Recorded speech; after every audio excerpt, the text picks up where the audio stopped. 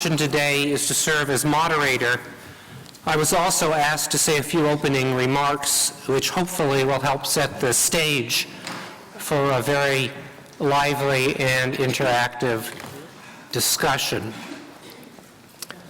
Approximately 150 years ago, the great British novelist Charles Dickens famously wrote, "These are the best of times, these are the worst of times."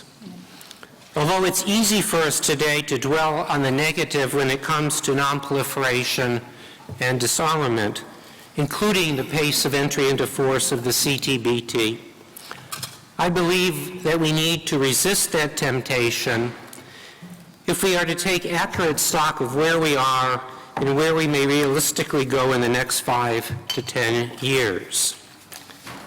As those of you who know me well can attest, and there are a number of you around the room who fit that category, I'm not an optimist by nature, and I can spin doomsday scenarios with the best of you. I truly believe, however, that there are a number of recent developments, particularly in the Middle East and South Asia, that afford some basis for re-examining our prior assumptions about what can be done to accelerate entry into force of the CTBT.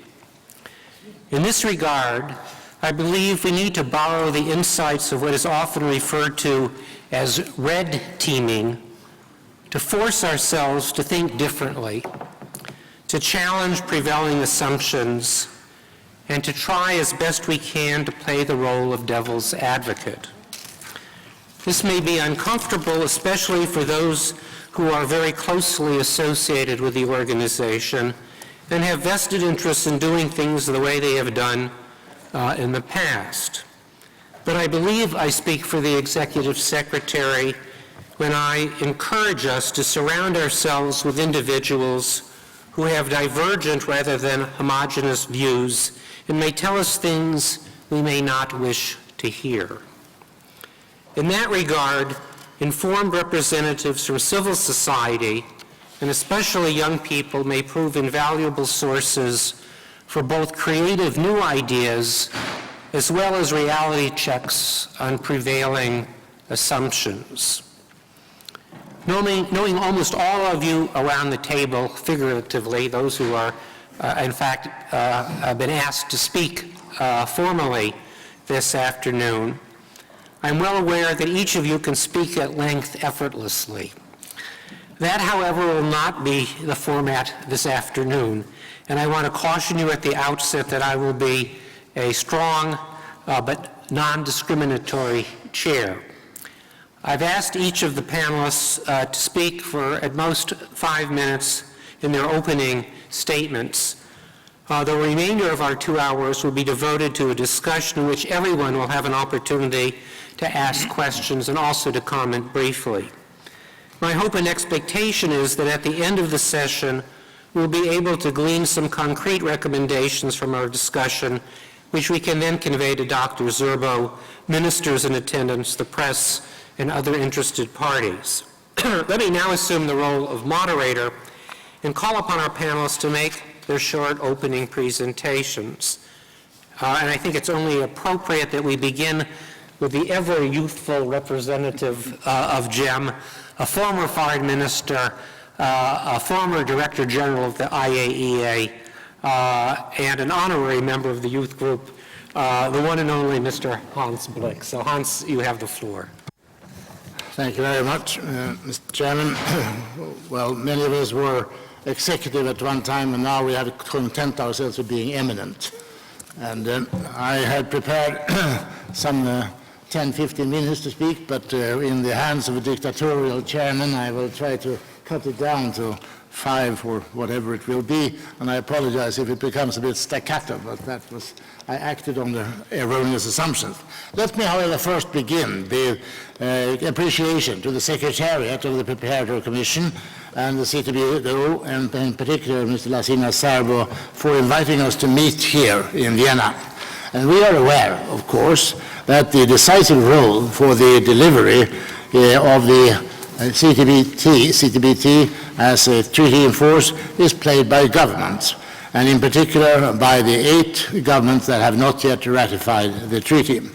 The GEM members, and you around this room, are part of the civil society, and the civil society has a role. The GEMs have met several times in different parts of the world, in New York and Stockholm and in Seoul and in Hiroshima. And between meetings, the individual members of the CTB, of the GEMs, are also acting in their countries and acting at conferences around the world. We ask ourselves now, what can be done? And we have been listening in a plenary meeting this morning, and it was fairly unison what comes out of it, namely that we need to urge, particularly the 8 governments, to ratify. The question is, how does one get them to do that? Well, I will express some personal views here. I am no longer Director General. I am private Blix, so I express my view privately and to you. The situation, I think, in the world is a bit strange on the relation to the CTBT. With every year that passes without tests, apart from DPRK, the norm of the treaty gains strength. And as the public's demands are also getting stronger and stronger against any nuclear weapons use and building, the breaking of the moratorium is getting increasingly hard. And that is the positive side. On the other side, we must recognize that, first of all, so long as the DPRK has not committed itself to stop testing, and so long as we don't have it in force, then situation and the treaty is a bit fragile. The world is not in a period of détente. The chairman would see some positive and hopeful signs, but by and large, I think we are not in a period of détente. In Europe, we have the Ukrainian situation that poisons the situation and creates a sense of a reminding of the Cold War.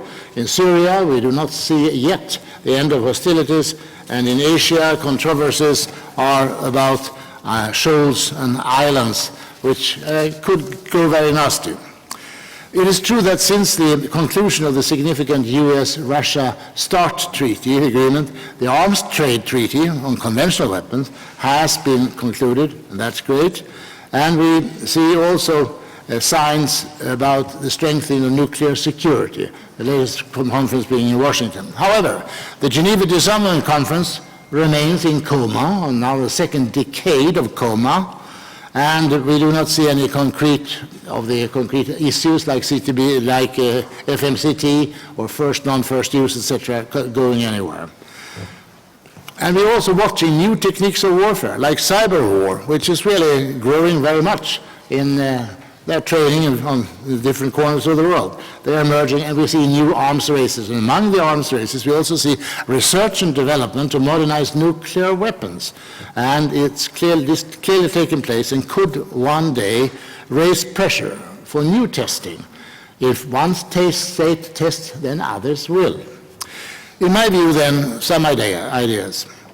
The nuclear weapon states should have a strong common mutual interest in consolidating the barrier against testing through the entry into force in the treaty. Because as I've said, if one tests, the others will also test. So they should have a mutual interest, common interest in stopping. I'm not suggesting this will be an easy task for the nuclear weapon states to do. However, we have seen how the 5 permanent members of the Security Council, which are also nuclear weapon states, have managed to isolate and reach common action on specific important issues, like the elimination of the chemical weapons in Syria, which was a very great event, a result of contact and work between the 5, in particular US and Russia.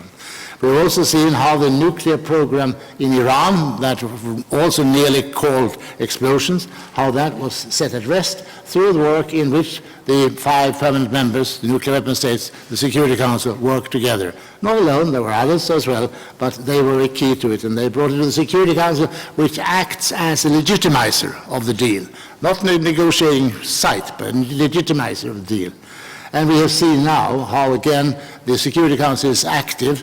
How successful, we don't need to know, about stopping hostilities in Syria. So therefore, it leads me to the conclusion that the Permanent Security Council, in particular the permanent 5 members who are the pilots of it, that they could play a role, and I think they should seize that, take that role also in the case of bringing the Comprehensive Test Ban Treaty into force. Now, an important part of such a mission, of course, would be evidently be to see if the commitment of the North Korea, or DPRK, sticks. Stiff economic sanctions alone are hardly going to be enough to get North Korea to come around. The DPRK government sees nuclear weapons as a guarantee of its security, and to induce it to commit to no testing of nuclear weapons, let alone to be free of nuclear weapons. Arrangements, I think, need to be on the table that the DPRK government could see as strengthening the security of the country so that they can do away with and do not feel they have to rely on the nuclear weapons. Such as, what then? Such as guarantees against any violations of its boundaries and guarantees against any acts of subversion inside. This is not to promise the North Korean government that it will stay in force. Many in the world will resent the kind of regime they have, and rightly so, and I share it. But I think commitments that simply state that we should abide and follow the UN Charter, not attack the borders of another state, and also not to carry out forceful intervention would be in place. Fresh joint action by permanent members of the Security Council is not the only approach that I think should be considered by us all. Every new individual ratification of the CTBT would provide desirable momentum, and I think that Blasina Serbo and others have been very good at bringing this about. Such action would be especially true of the US and China. We know that, if they take the step towards ratification, that would be terribly important. But it would seem to me that individual but parallel ratifications by Egypt, Iran, and Israel could also be very beneficial to all the three and to the world. Iran, in my view, might strengthen confidence in the disarmament position that it seeks to fill and has filled after the agreement and deal with Iran. And if the country wants this image to consolidate, I think a step to ratify the CTBT would be useful. Egypt and Iran and the world would gain if Israel ratified the CTBT, as Israel, as a non-party to the NPT, is currently not under any legal obligation to refrain from testing. For Israel, lastly, CTBT ratifications by Egypt and Iran would further consolidate these countries' NPT obligations not to test. Well, I've tossed out a couple of ideas, one on the Security Council, one across the Middle East, and some of you may think that these are pretty wild ideas. They may be, but I trust I will hear more, and I wish to hear more wild ideas or comments on my own. Thank you. Thank you so much, Hans. Well, I'm really pleased to have as our next speaker someone who I'm sure will come forth with some wild ideas. I know actually the very Honorable Ellen Tauscher, former Undersecretary of State, and one of the most powerful and respected members of the U.S. House, will speak next. And although this departs somewhat from the heading about GEM activities and the way forward, I thought it would be particularly helpful for Ellen to perhaps give us a better sense of the politics of the CTBT ratification process in the U.S. I don't think there's an individual anywhere a better place to do that. So, Ellen, if you wouldn't mind addressing that issue, I would be very appreciative. Well, Bill, when was the last time I said no to you? Can't recall. Well, I'm honored to be here. I'm a relatively new member to the GEM. I have felt for the last couple of years like the deer that is being chased by the lion. The lion would be Lasina, who 2 years asked me if I would become a member of the GEM, and I told him that I was very busy. I'm back in the private sector. I don't really have time. But like the deer that ends up being knocked over by the lion, I finally did succumb, and here I am. But it is an honor to be here, and it is an honor to talk to all of you. So the United States finds itself in the unenviable position of living under the law of the CTBT since 1993, and having signed the CTBT in 96, but unable to ratify it. So we actually live under it, but we don't have the benefits of it coming into force. And that is the paradox of the situation we find ourselves in. As I said, an unenviable position. The politics of it are really about political capital and the ability for us to get 67 votes in the United States Senate. Like many things, people watching the politics in the United States will say that we are more polarized as the year goes by. I thought that was true when I was in the Congress from 1996 to 2009. When I left to become undersecretary, I thought maybe it'll get better. It's gotten worse. There's reasons for it, but we find ourselves in a position where we have a Senate that balks about everything. If you told them that today was Monday and that we had just had lunch, they'd find a reason to argue with you about it. So it's an unfortunate set of circumstances. There are people still in the Senate that voted against the ratification of the treaty in 1999. Ostensibly, they looked at it for two reasons, and they rejected it for two reasons. One was stockpile stewardship, which is the science-based life extension programs, were only 4 or 5 years old, and there was really questions about whether the lab directors could certify to the president every year that the stockpile was safe, reliable, and effective. The real reason was because they were worried about cheating. And, you know, the international monitoring system and lots of other technology out there hadn't been perfected and hadn't been installed.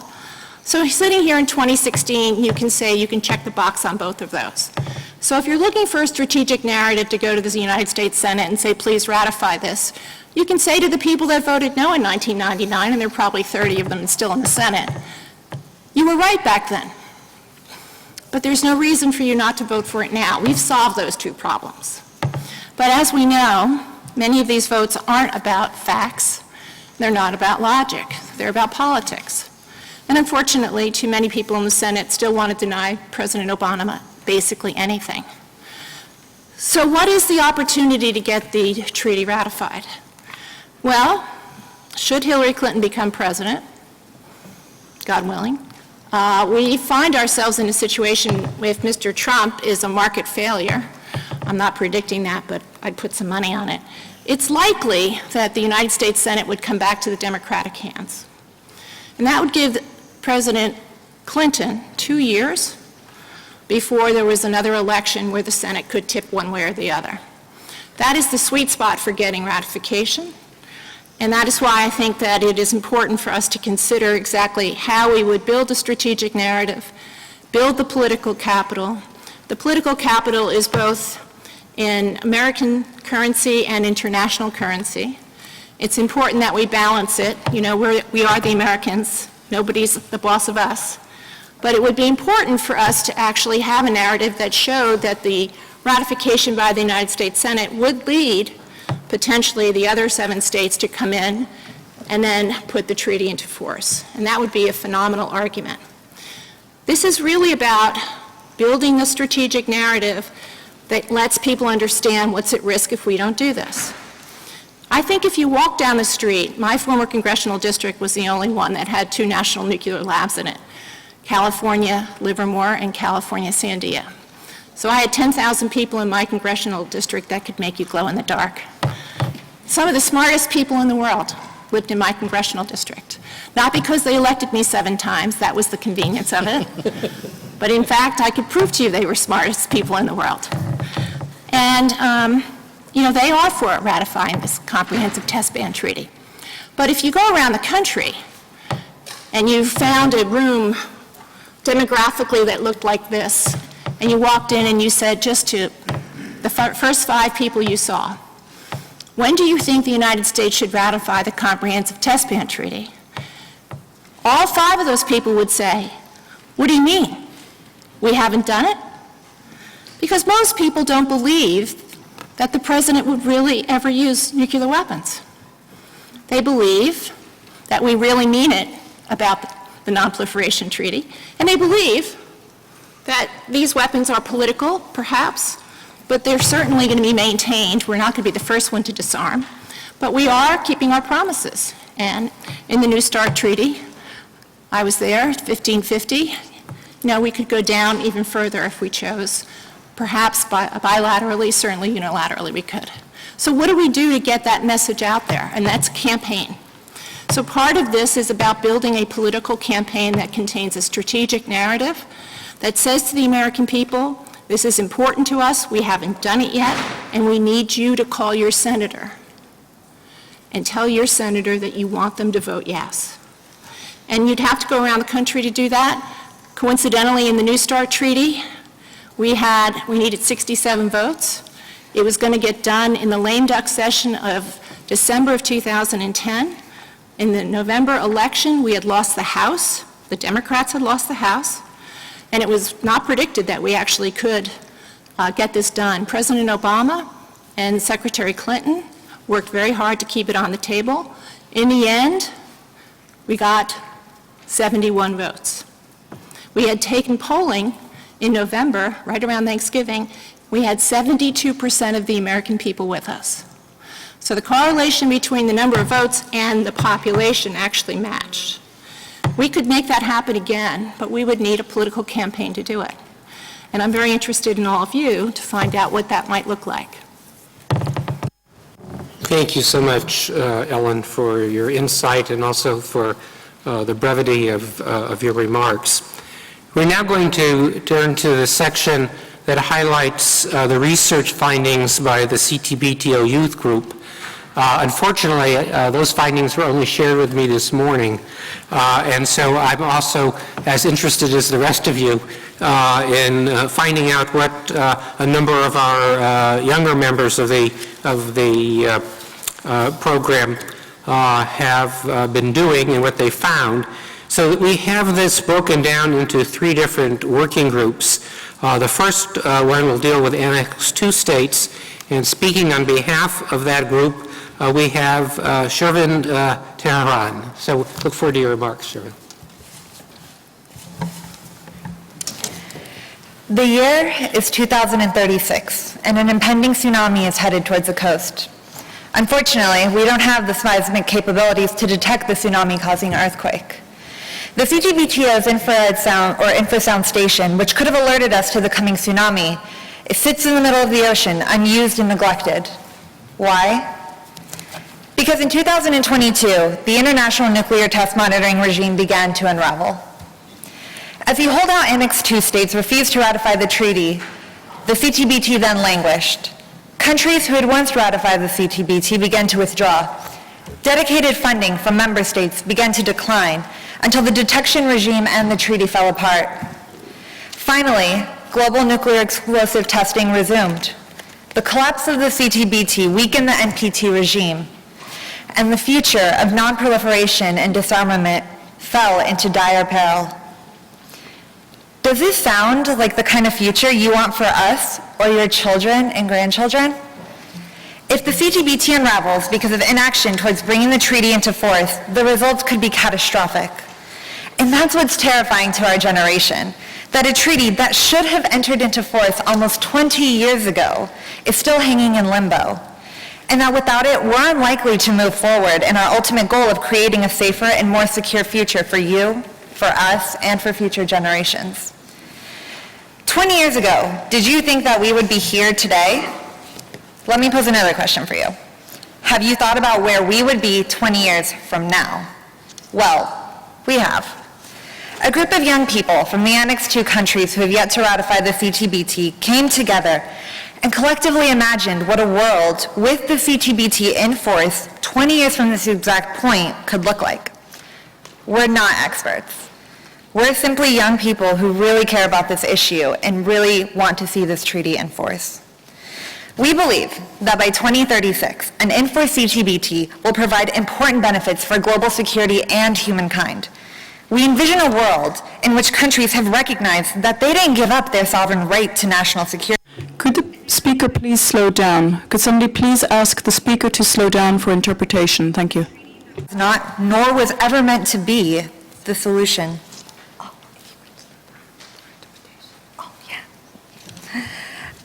A treaty that was not, nor was ever meant to be, the solution to global instability, but rather provides vital steps towards security and peace. Regionally, when the world brought the CTBT in force, it took a step towards a nuclear weapon-free zone in the Middle East, a step towards denuclearization in the Korean Peninsula, a step towards decreased nuclear tensions between India and Pakistan, and a step towards strengthening U.S.-Chinese and U.S.-Russian nuclear nonproliferation and disarmament initiatives. Globally, an in-force CTBT also provides a step towards increased trust and transparency among traditional rivals, a step towards strengthening the NPT and the international nonproliferation regime, and ultimately, a step towards a world free of nuclear weapons. An in-force CTBT will also help ensure dedicated funding to expand on scientific collaboration among the next generation of scientists from around the world. International scientific collaboration is not only invaluable for sharing knowledge and experiences, but can also be used to promote cross-cultural understanding. Imagine that at the 20th anniversary of the entry into force of the CTBT, scientists from around the world attend a workshop co-hosted by Israel, Egypt, and Iran. We believe that science can indeed transcend politics. We also believe in the importance of emphasizing the non-nuclear testing detection aspects of the CTBT, as we think this could be a valuable tool to engage our generation. While the entry into force of the CTBT will indeed have primarily security-related benefits, broad-ranging spillover effects from an in-force CTBT will also exist. For example, increased data sharing for civil applications. This could be anything from earthquake detection to a tsunami warning system, or even the detection of volcanic ash in the air after a natural explosion to safely reroute planes. Or, perhaps, by 2036, the CTBT could help open doors to the process of economic integration in regions such as South Asia as a result of improved Indian and Pakistani relations. I want to leave you with this brief thought. While we understand that there are political barriers towards certain Annex II state ratifications and entry into force, these barriers can and need to be overcome for the sake of our futures. 20 years ago, you were probably us, young, energetic, and idealistic. And now here we are today, commemorating 20 years of a treaty that has yet to enter into force. I ask you, what do you want our future to look like in 20 years? It has been an honor to make this presentation in the company of the esteemed leaders in this field, and I just want to thank the CTBTO for giving us the opportunity through the youth group to be able to make this presentation and have our voices heard. Thank you.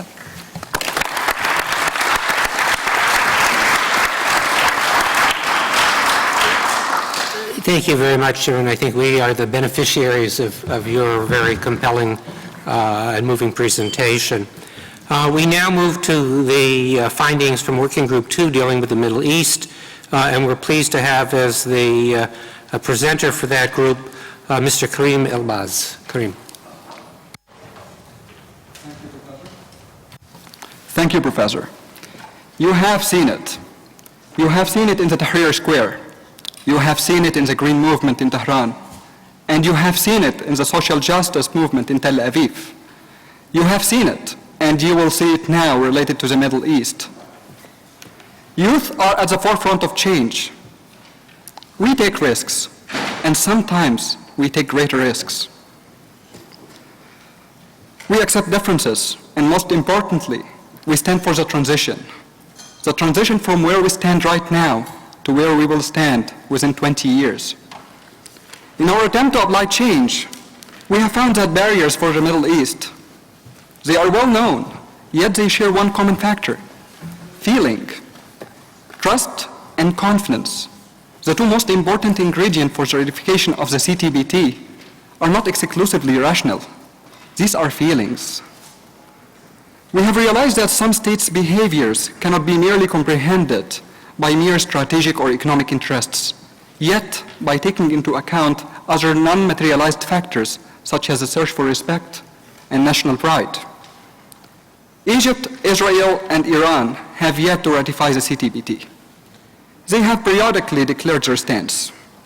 Let's for a moment look at Egypt's main barrier for ratification: Israel's absence from the NPT. Egypt insists on Israel to join the NBT in order to ratify the CTBT, being the most populous country in the Middle East, and have always claimed with a strong justification a leadership role. This leadership role was challenged in 1981 when Egypt unilaterally ratified the NBT and Israel did not.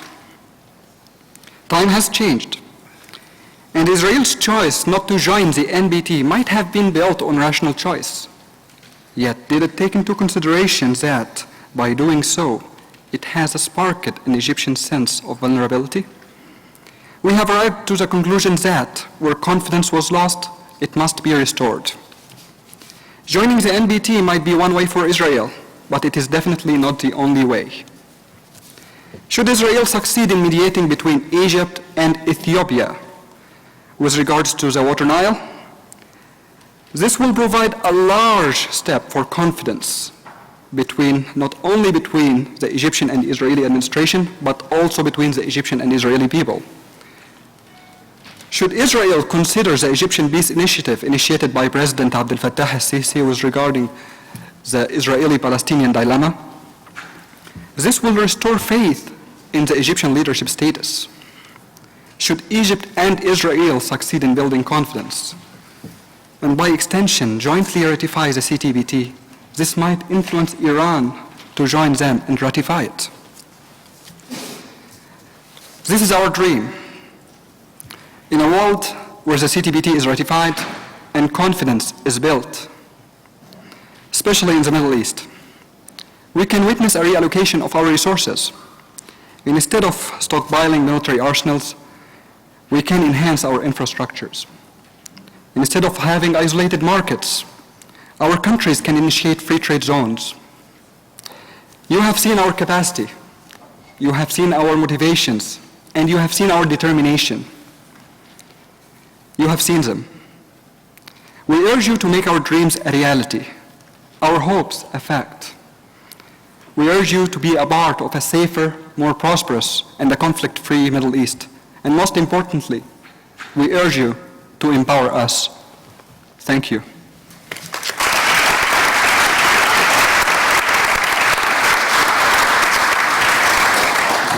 Thank you very much, Karim. As some of you know, Ellen Tauscher had the difficult task of being the principal U.S. negotiator with your colleague, Ambassador Maged Abdel-Aziz. So I'm sure Ellen is looking forward to sitting across the table with you someday in the not too distant future. We'll turn now to the presenter of the findings from the third working group dealing with India, Pakistan, China, and the U.S. And we have, for that purpose, Aditi Malhotra as the next speaker. So, Aditi, we look forward to your remarks. 20 years have passed by. Some successes, some failures. 8 states still not ratified. Perhaps there's a problem in the approach. Let's talk frankly. The China of today is not the China of the 1990s. The India, or for that matter, Pakistan of today, are not the India or Pakistan of the 1990s. The world is changing, and a changing world requires a new approach. In our times particularly, it is more important than before to appreciate the concerns of the annexed 2 countries and address them in an unprejudiced manner. The countries need to feel like they own this initiative, as opposed to feeling dictated, alienated, or forced into it. We cannot deny the fact that there are differences among the countries. There are reservations and barriers to the ratification of the CTBT. Pakistan has its security concerns connected to India, and India has its security concerns connected to both Pakistan and China. So China comes into the picture, and China points towards the United States. These are realities which will exist. Given these dynamics and the connected nature of threat perceptions, our group proposes a 5-party talk on nuclear proliferation and testing between India, Pakistan, United States of America, China, and Russia. We feel that Russia can play a very important role in this arrangement. The goal here is to get the countries on the table. The first step is not to convince them or to force them into this. The goal is to make them sit together and talk. The aim is to recognize issues and deliberate openly on them in a conducive environment which talks of genuine equality and is based on mutual trust. All 5 of these states should feel equal in the process without relying on a single leadership. In view of the mistrust which exists between these 5 states and the domino effect of threat perceptions, the proposed talks aim to provide a forum where debates and discussions can be held with the primary aim of allaying trust deficits and addressing reservations. This initiative seems viable because it seeks to offer every member an incentive to participate. Such a platform is necessary in light of palpable trust deficits between these countries, where negotiations historically have been hijacked by bilateral issues. It is proposed that the negotiations must remain non-binding, and there is no fear of coercive diplomacy by any of the states. Before the commencement of the talks, it would be important for these countries to agree that the sticking bilateral issues will only be discussed after the less contested issues have been agreed upon. This is primarily to ensure that the wider goal of this initiative is yet again not hijacked by bilateral issues.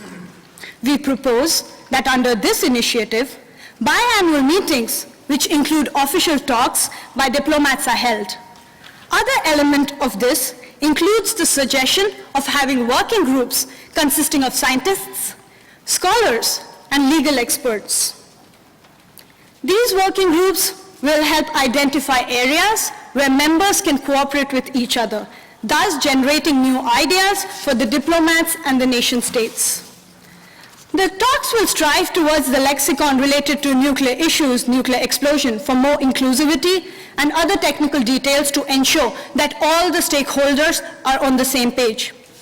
The expected outcome of this initiative is to create a momentum among the states and facilitate progress towards the realization of a global nuclear test ban.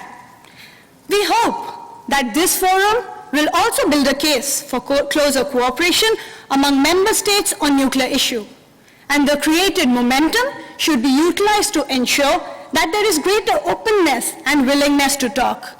And we feel that this will surely foster greater scientific and educational cooperation among each of these members. Finally, I would like to quote Niels Bohr. The very fact that knowledge is in itself the basis for civilization points directly to openness as a way to overcome the present crisis.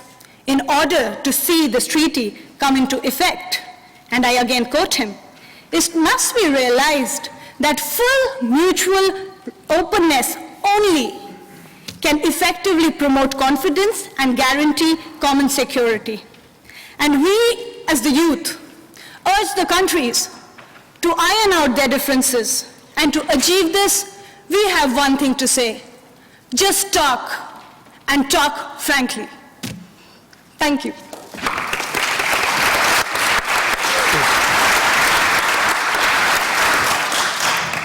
Thank you very much, Aditi. We now move to another group of presenters under the heading of the role of civil society. Our first speaker is Mr. Anton Klopkov.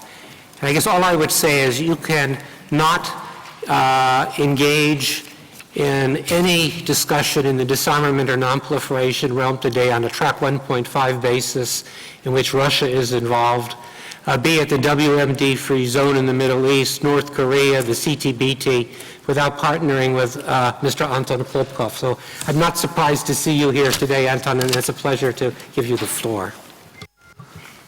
Thank you, Bill. I will try to be as brief as you ask speakers to be, but I will use Russian, so please use your headsets for interpretation. Первое. The first thing, the treaty we are discussing has an important word in its title, comprehensive. In my opinion, when we talk about the future of the treaty, the prospects for its entry into force, our approach should also be comprehensive. In this context, it's essential that civil society be involved in the process. Of course, along with officials, scientists, technical experts, we are pleased to note that a group of experienced experts and a group of young experts have been set up under CTBTO. This is an important development. It will surely bring value added to this work. Let's call a spade a spade. The function and contribution of research organizations and civil society in promoting entry into force has, in recent years, if we compare it to the Iran issue and other treaties, new treaty, in this particular area, CTBTO, this role of civil society and research organizations has been minimal. Until quite recently, a number of research organizations were involved in discussing the issue of nuclear safety in the context of summits on nuclear safety, and very few of such organizations have been involved in a systematic or regular fashion in CTBTO work. Mobilizing, enlisting the support of civil society and research organizations in promoting the objective of entry into force for CTBT is, as I said, essential, crucial. To get there, to get civil society to become more effectively involved in this work, those states who haven't yet done so have not yet signed or ratified the treaty, particularly states on the list of 44, must make this a priority in terms of their foreign policy and domestic policy, where they need to interact with parliaments. Again, in spite of the many declarations we've heard, including declarations by the 8 countries who have not yet completed the procedure, CTBT has not become a priority, at least in my view, in any of those countries in recent years. And unless that happens, it would be very difficult indeed to make progress. I was very pleased to hear the optimism expressed by Ellen here, restrained optimism, but optimism nonetheless. She has mentioned in one of her scenarios the possibility of ratification happening in the United States, provided certain things happen. If we get the kind of presidency and a Democrat-controlled Senate over 2 years, and in my opinion, civil society has a big role to play in that respect as well, something that we need to prepare for. I think sometimes discussing the entry into force of CTBT looks like political ping pong. One country says we cannot ratify because, and then they list a number of initiatives that have to do with ratification by other countries who haven't yet done so. I think we should all focus on ourselves first. And a third point I wanted to make, we need stability in our work with civil society. We need continuity, and here I'm referring to long-term planning of various types of actions to promote entry into force, inter alia work with the lawmakers in our countries. It's also a matter of the right funding for this work. Getting back to the cycle of nuclear security summits, research organizations have been able to make an important contribution to that work because the right funding was in place. They have really contributed to strengthening physical nuclear security in various parts of the world. And the process of these nuclear security summits testifies to the way that that system can work. Without steady or reliable financing, we will not make the same kind of progress in the area of promoting the entry into force of CTBT. Civil society and research organizations can also provide creativity, thinking out of the box, non-standard or unorthodox approaches, which is very important as well. Be disruptive in a good way. Thinking back, the ratification of various arms control documents, non-proliferation documents, ran into serious difficulties at times. Think of the Convention for the Protection of Nuclear Materials, for example, which ran into considerable difficulties in a number of countries. Still, over time, we needed a few years, but over time the difficulties were overcome, due largely to creative, non-standard approaches. And my last point, it's hard to move toward the entry into force of a treaty when one country continues carrying out nuclear tests. I'm, of course, referring to the DPRK.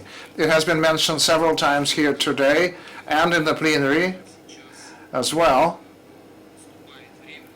Now I think we've reached a point in time in that regard where representatives of the DPRK could be made part of a serious dialogue. Start talking about the possibility of a moratorium first. It's too early to talk seriously about anything further than that, to talk about entry into force or about the signing of the treaty by 7 countries without at least a moratorium by the DPRK on nuclear tests is problematic. Our Center for Promoting Security has over the years been involved in bilateral dialogue with DPRK research institutions. We pay annual visits to Pyongyang. We host colleagues in Moscow. One of such meetings was held just 10 years ago in Moscow. In my opinion, today we do have a window of opportunity for getting DPRK researchers involved in the so-called second track, or 1.5 track, if you will, in talks on moving toward resolving the nuclear issue on the Korean Peninsula by including the matter of a moratorium on nuclear tests in those talks. In that context, the work being carried out by the youth division of CTBTO, if I can refer to it that way, can and must make a contribution, go their part of the way and try and include young people from the DPRK in what they're doing. Again, in my opinion, we do have an opportunity to accomplish that. Many of us who have interacted with our counterparts in the DPRK know that is not easy. However, I think it can be done. There is a window of opportunity there. On average, the DPRK carries out tests every 30 months or so. If we calculate how much time we have, we'll know. Thank you.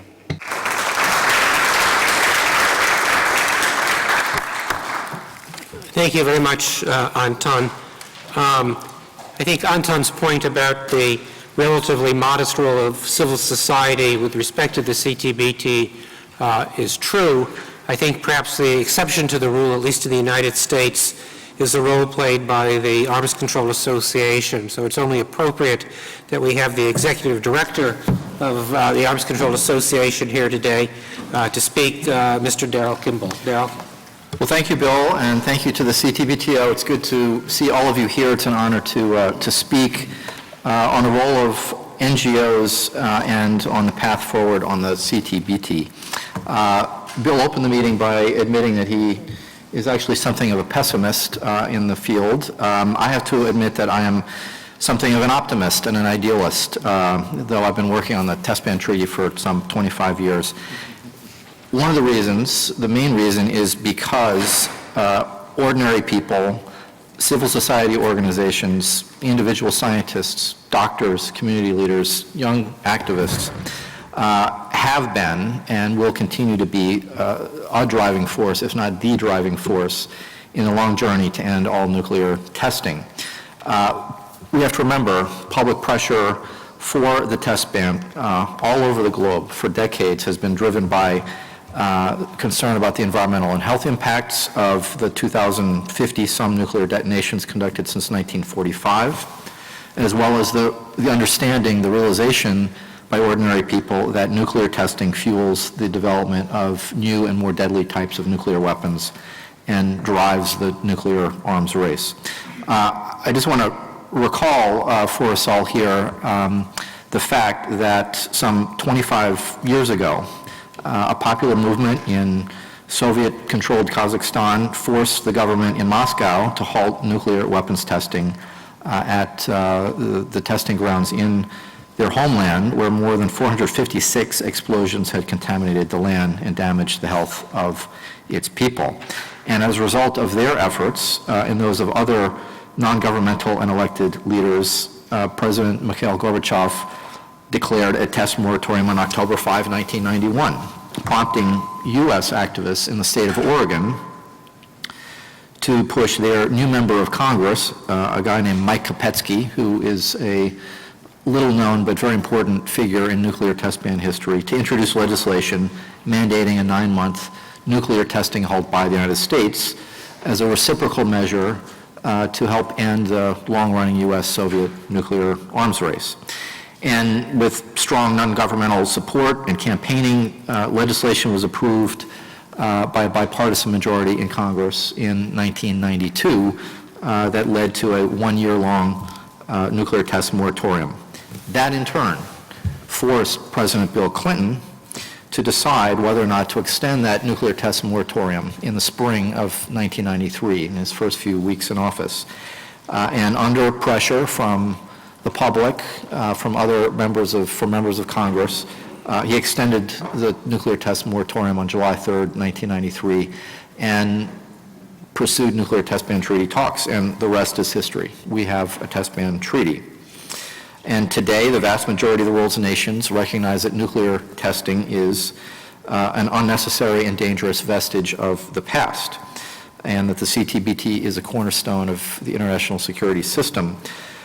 But because of that success, the CTBT is now at an interesting crossroads. It has become, in many ways, a victim of its own success. And this has had, as Anton alluded to, a profound impact for civil society organizations working for the Test Ban Treaty and on the future of the CTB itself. Exactly because the CTBT has established an effective global norm against nuclear testing, except for one country, the DPRK, the need for bringing the CTBT into force is not as great. As Alan Tauscher said, if you asked many members of Congress, many diplomats in the UN system, they would be surprised that the CTBT has not entered into force. And so, as Anton said, and I agree, right now, the CTBT is not a top objective for most civil society organizations working in the nuclear security field. and there are increasingly fewer sources of financial support for civil society-based education and research and advocacy on the CTBT. And as a result, I think we have to recognize that there is a growing risk that governments and publics will take the non-testing norm and the enormous benefits of the international monitoring system and the International Data Center for granted. These are the realities. I don't mean to be a pessimist. As I said, I'm an optimist and idealist, but if we are to succeed, we have to recognize the realities and the unique challenges that they pose for those of us working for the test ban. So bringing the CTBT into full legal force is going to require more energetic, more creative, more pragmatic, and more focused efforts on the part of all of us, civil society, governments around the world. And I think it's important to take a line from Kazakhstan's Foreign Minister Idrisov and Japanese Foreign Minister Kishida, who said last September that with respect to facilitating and accelerating entry into force, business as usual efforts will not suffice. So we need to think creatively, as several speakers have said. Let me just speak a little bit about one creative idea and what those of us in the United States in civil society are thinking about with respect to the test ban. In the U.S., at the Arms Control Association, with many of my colleague organizations working in the nuclear disarmament and non-proliferation field, we are looking ahead actively to the possibilities for the CTBT in 2017 and possibly 2018. As Ellen Tauscher said, the next 2 years after the U.S. presidential election are key. And with stronger presidential leadership and better political conditions in the Senate, there will be another opportunity to secure Senate advice and consent for ratification. It will not be easy if those favorable conditions exist, but it is possible, as we saw in 2010 with the debate over ratification for the New START Treaty. It was not easy, it was very difficult, but we succeeded in securing 71 votes for that controversial treaty. Shouldn't have been controversial, but it was. Even if the United States were to ratify soon, entry into force is still some time away, which is why I think the governments who are committed to the CTBT need to think about creative ways in which to reinforce the norm against nuclear testing.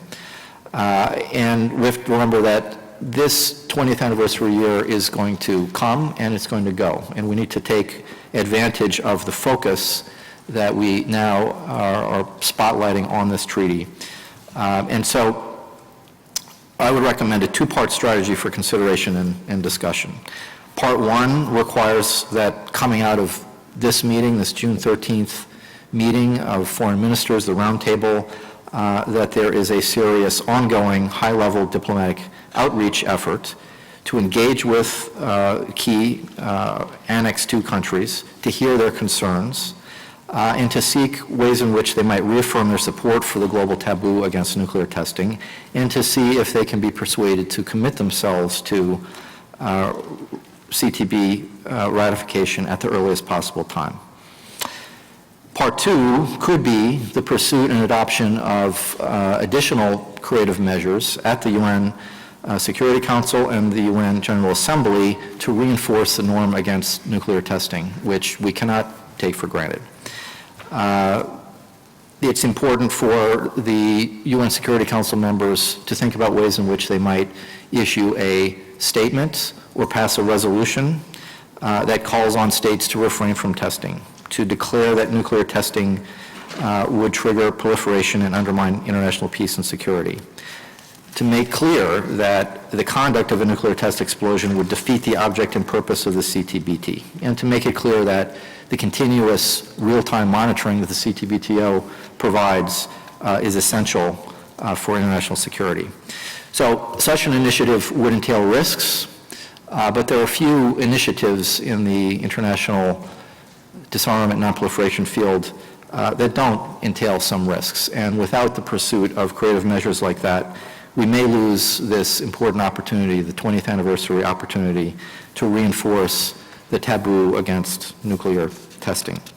And I would just note that my government, the United States government, appears to be open to such an approach, Deputy National Security Advisor for Communications Ben Rhodes said on June 6th that we will continue to consider ways to affirm the international norm against the testing of nuclear weapons.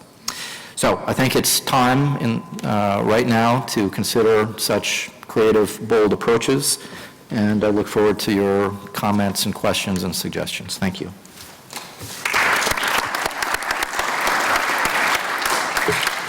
Thank you very much, Daryl, for your very creative ideas, which we have come to expect.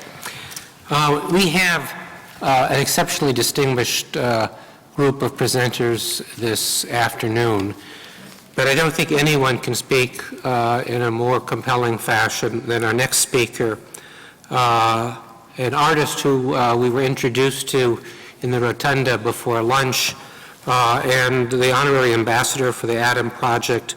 I'm really pleased to invite Karabek Kayukov to speak next. Thank you.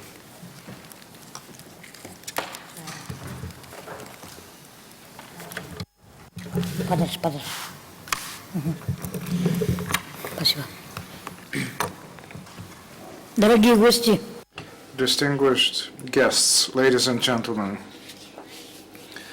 I am a victim of nuclear tests, specifically the tests that occurred at Semipalatinsk in Kazakhstan. I was born without arms.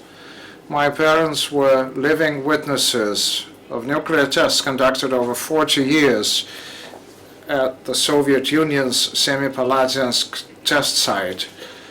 They watched as mushroom clouds formed in the air and soil flew up into the atmosphere. I've seen many children born with malformations.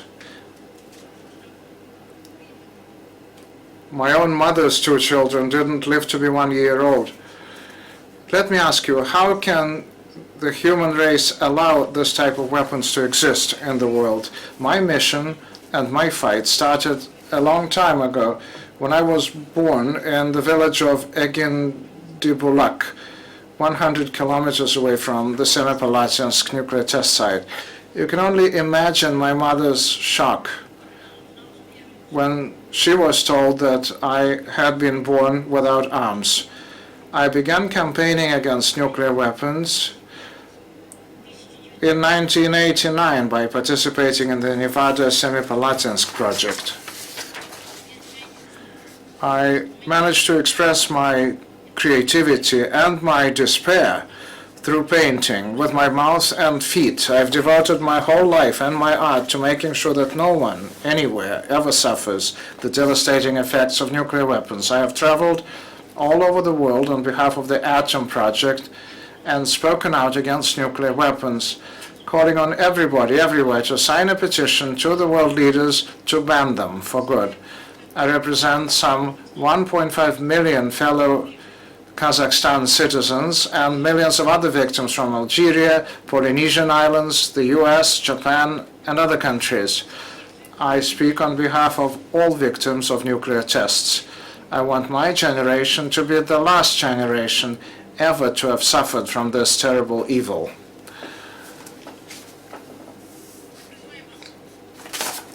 I call on you to sign the Atom Project's online petition, which now has more than 250,000 signatures from more than 100 countries, to finally put an end to all nuclear weapons.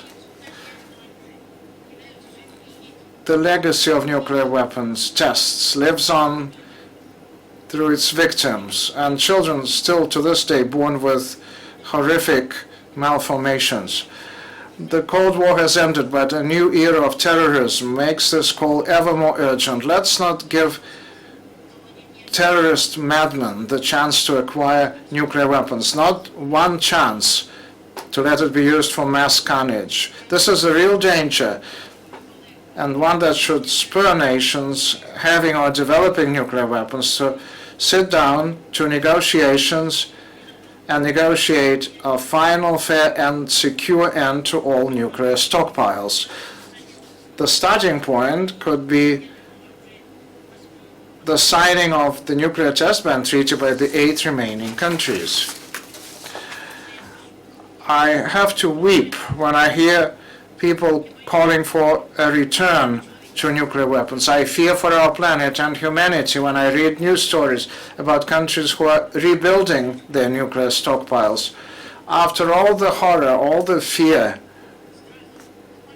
all the danger, the recent terrorist attacks, haven't we learned anything? How many more like me must suffer? This new type of terror clamors for our attention, demanding a safe decommissioning and disposal of all nuclear weapons for the sake of humankind. This is a pressing need which was underscored in the recent nuclear summit hosted by President Obama in Washington, D.C., attended by 55 world leaders.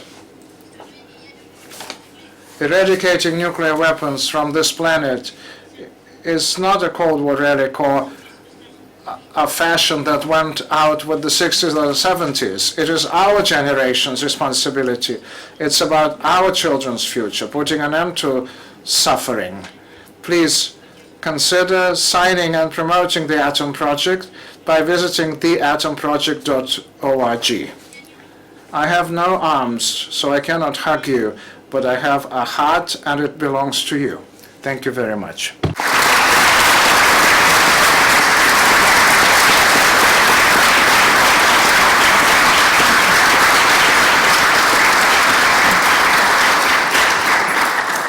I think the applause kind of captures our recognition of the personal and heartfelt remarks that you made, and we're very appreciative of them.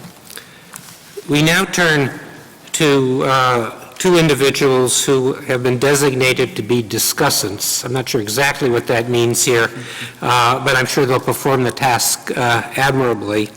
Our first speaker, Ambassador Sergio Duarte, former UN Undersecretary General for Disarmament Affairs, a former president of an NPT review conference, someone who I know is also a poet and a translator of poetry. I'm not sure what you're going to choose to emphasize, Sergio, but we look forward to your remarks. Thank you. Thank you very much, Bill. I promise not to bring any poetry today for you. I'm very honored to be here today to take part in this celebration of the 20th anniversary of the CTBT, and particularly pleased to see that this event deals more specifically with the role of civil society and institutions, research institutions to help to achieve the full entry into force of the CTBT. The substantive and active participation of civil society organizations and as well as research and study institutions is very important. They were very instrumental in the recent series of meetings of the open-ended working group established by the UN General Assembly to study ways to take forward disarmament multilateral negotiations. And I'm sure that the example of that participation should be followed by these organizations, as Mr. Hoplov and Mr. Kimball and some others suggested. I think that's very important that they step up their efforts. Speakers that preceded me made important comments and valuable reflections on the way forward with regard to the entry into force of the CTBT. And I was particularly impressed not only by Ms. Kayukov's very compelling statement, but also by some of the ideas that to accelerate the entry into force of the CTBT by members of the youth group. This is very important. Your contribution is really very important to us. We can, of course, point out to a number of encouraging elements since the opening of the treaty to signature. Among these, the steady, albeit slow, increase in the number of signatory and ratifying states, their continuing support to the implementation of the monitoring system, and last, but by no means least, the fact that since 1998, no nuclear weapon tests have been carried out by any country, with the exception, of course, a very regrettable exception of the Democratic People's Republic of Korea. But the fact remains that the CBT is not formally into force. Some states possessing nuclear weapons announced voluntary moratoria on tests, and for all their usefulness, unilateral acts cannot be a substitute for a legal commitment under positive international law. And in the absence of a legally binding obligation not to test, the possibility that some state may feel tempted to test nuclear explosives increases as regional and international tensions become more acute. Prohibition of all nuclear test explosions and the moral weight that it carries on non-parties is also an indispensable tool to ensure the non-proliferation of nuclear weapons. Placing limitations on the ability of states to manufacture, develop, and modernize nuclear armament is a key element in the effort to improve the international regime of non-proliferation with a view to the complete elimination of nuclear weapons. Even while not formally into force, it is undeniable that the CTBT set a standard that amounts to a strong condemnation of any country that conducts such tests. Testing by any state, whether or not party to the NPT, or not yet a full party to the CTBT, would pose a major challenge to the non-proliferation regime and would endanger the whole structure of international law that has been painstakingly put in place since the dawn of the nuclear era.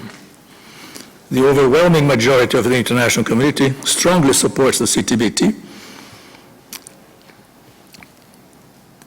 and has not relented in its efforts to promote its objectives and to convince holdouts to join in the effort to make the treaty truly universal in scope. We heard from some of the speakers some interesting comments on why the holdouts are still holdouts. Why are they still holding out?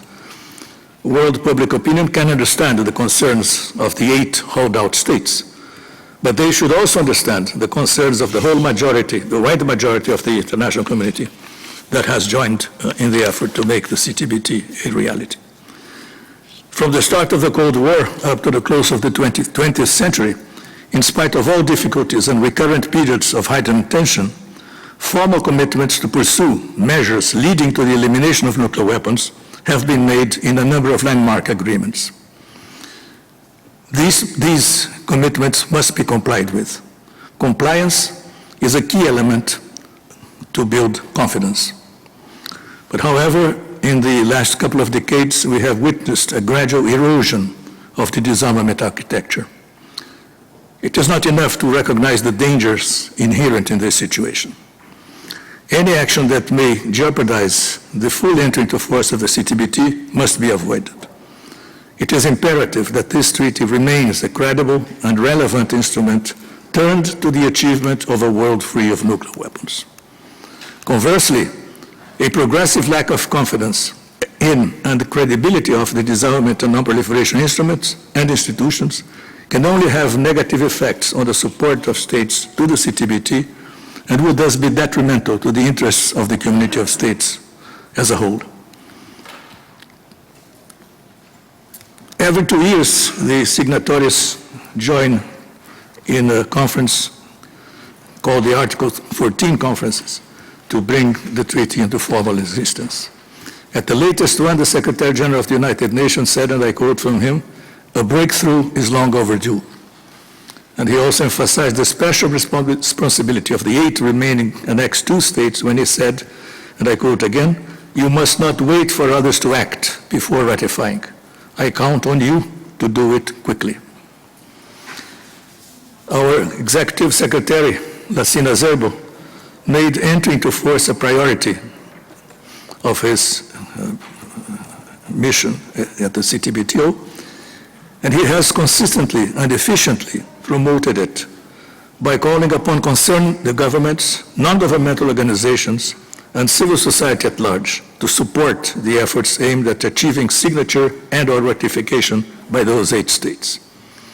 Civil society and research and study organizations, and we heard very interesting views on that by Mr. Koplov and Mr. Kimball, they play and can play a very important part, an increasingly important part in such efforts.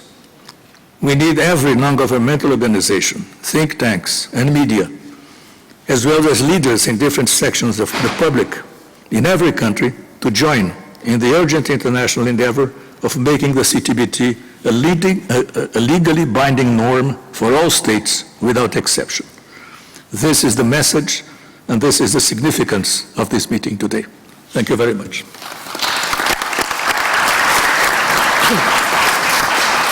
Thank you very much, Sergio. As you may recall, at the beginning of this session, I encouraged people to think outside the box, to challenge prevailing assumptions. And our next speaker doesn't have to be reminded of that. He does that without any effort. And so I never know what he's going to say, but I'm sure it will be provocative. I look forward to the remarks of Mr. Tariq Rauf from the Stockholm Peace Research Institute. Tariq. Thank you very much, Bill, and thank you very much to CTBTO to organizing this event. I would like to start with a personal reflection. For nearly 10 years, I was up on the 27th floor of the IAEA as head of verification and international security, and it was my task to come down on the 6th of August every year to deliver the IAEA statement on the day commemorating the victims of the nuclear bombings of Hiroshima and Nagasaki. And so from that perspective, I very much regret that we still have to hold these types of meetings and that we have to hear the testimony of Honorary Ambassador Kuyukov to remind us of the dangers of nuclear weapons and the dangers of nuclear testing. So in this context, as Bill said, thinking out of the box, I would like to challenge many of the ministers and delegates who are actually meeting in the other room and are not with us here listening to civil society, but nonetheless, that couldn't be held. So first of all, Vienna is the home of two international verification organizations, the CTBTO with its international monitoring system and the IAEA with its system of international safeguards. So the IAEA safeguards the nuclear fuel cycle at the front end by ensuring that states do not misuse nuclear energy and uranium and plutonium to make nuclear weapons. And the CTBTO comes in at the back end to ensure that countries do not test nuclear weapons. But it is unfortunate that there is not very much interaction between the two verification organizations. And whose fault is that? It's the fault of delegations and countries. It's the same countries that are parties to both or members of both organizations, but they have a non-relationship. So I think it's high time now to change that and to bring these two organizations together.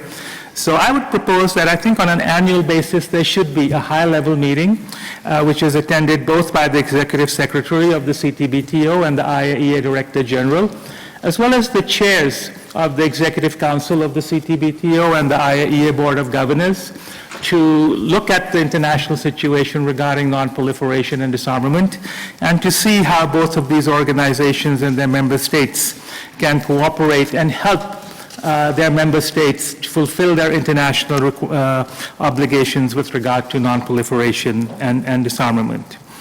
And secondly, we should use all diplomatic levers that are available to us. Why do I say that? Just last week, on the 9th of June, nearly 48 countries that meet under the aegis of the Nuclear Supplies Group met to consider the interest of two countries that are not party to the NPT to be given membership in the NSG. And I'm told that other than Brazil and New Zealand, no other country linked such membership with accession to the CTBT. Why? I would also like to ask why, for example, Japan. A week and a half ago, I was in Hiroshima giving lectures to diplomats from ASEAN, and I met with the governor of the Hiroshima prefecture and the mayor, and they were all immensely grateful that President Obama and Secretary Kerry visited Hiroshima. But nonetheless, Japan is cooperating with states not party to the NPT without making the CTBT a requirement. I would also mention that Kazakhstan have a policy of not exporting uranium to any country that is not a party to the CTBT, is not a party to the Non-Proliferation Treaty. Kazakhstan itself took the lead in shutting down the Semipalatinsk test site, in getting rid of the nuclear weapons that were present on its territory following the collapse of the Soviet Union, and has taken several other steps, including the Central Asian Nuclear Weapon-Free Zone, and is hosting the IAEA Low-Enriched Uranium Bank. And I'm very proud that I have in my files a letter from Undersecretary Tauscher expressing thanks to the IAEA for its role in getting this fuel bank going. So again, this is a challenge to those countries that sit in the nuclear suppliers group to make the CTBT an essential requirement for any country, particularly a country that has not joined the NPT, in terms of becoming a member. And I might add that NPT membership is already a criterion in the NSG. So don't wield an axe on one's own foot by destroying these regimes, by making exceptions that weaken rather than strengthen the global norm. I would also appeal to China, Russia, and the United States to consider shutting down their nuclear test sites. France has shut down its nuclear test site and eliminated it. But these three countries, for a variety of domestic political reasons, still have the nuclear test sites operational. And it would send a strong message if these test sites were to close down, to show that, in a sense, one avenue of carrying out explosive tests is no longer available. And finally, in conclusion, I would support those who would consider a resolution at the General Assembly as opposed to the Security Council, Daryl, supporting the CTBT, thinking about provisional entry into force for those states that have signed and ratified the CTBT and are willing to have the CTBT enter into force provisionally for themselves, as sending a strong message to the international community in this regard. Thank you, Bill.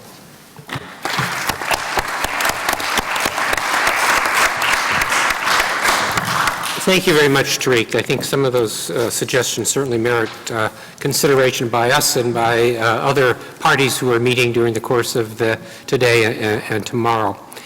We now come to what I would like to think of as the interactive portion of our meeting, and I will try to recognize individuals, some of whom I may know, others whom I may have to point to. If you would like to seek the floor, I'd ask you to raise your hand. And I see a couple of parties already. Let me just take down at least. Well, I have two names already. Let me select youth over experience first, if I may. I think Dr. Blix was the one who noted the unfortunate downturn in U.S.-Russian relations, and I think a partial exception to that is the new dual degree in nonproliferation studies that has been established and which will have its first class beginning this fall, involving the Moscow State Institute of International Relations and the Middlebury Institute of International Studies at Monterey. And I mention that because I see two of my colleagues, one from Moscow, one from Monterey here, who were original members of the five members of the youth group who participated in the symposium in January. And I know they also have produced a joint paper. And so I'm not sure how you wish to divvy up the labor. I know that, Asa, you're not feeling as well. So if you want, perhaps, Sarah, you might like to say a few words. I don't know, you can do this in Russian or in English, maybe half in English, half in Russian, as you see fit. But I'd ask you to speak, to share some of your findings, and then I will turn to Director General Labe, who I also saw with his hand up. So would you like to take the floor briefly? Thank you very much, Dr. Potter. I think I'd better do this in English for all of our sakes, but if Asya would like to jump in, I'd encourage her to do so. So, distinguished delegates, colleagues, and honored guests, at the outset, I'd like to thank the panelists very much who have spoken before us, as well as my fellow youth group members. I think this has been a very inspiring conversation thus far, and I'm appreciative of the opportunity to add our voices to this conversation. As Dr. Potter mentioned, my name is Sarah Bidgood, and I'm a student at the Middlebury Institute of International Studies. And seated next to me is my colleague, Anastasia Shavrova, who just finished her master's at MGIMO. And as Dr. Potter mentioned, we're original members of the CTBT youth group. And we have drafted a paper on accelerating the entry into force of the CTBT, which we distributed to this room, but if anyone didn't receive a copy, we have plenty of them here, so please do let me know. We'd like to just highlight a couple of the primary takeaways from this paper here, but we would of course welcome any questions or comments that you may have either in this forum or as we move through the next couple of days. The recommendations that we compiled, I think, reflect new realities, resources, and approaches to the treaty's entry into force. And while a number of these depart significantly from traditional recommendations, their very originality may afford them a greater prospect for success. So some wild ideas, as our panelists have entreated us to come up with. U.S. ratification, as we know, is often regarded as the linchpin to the entry into force of the CTBT.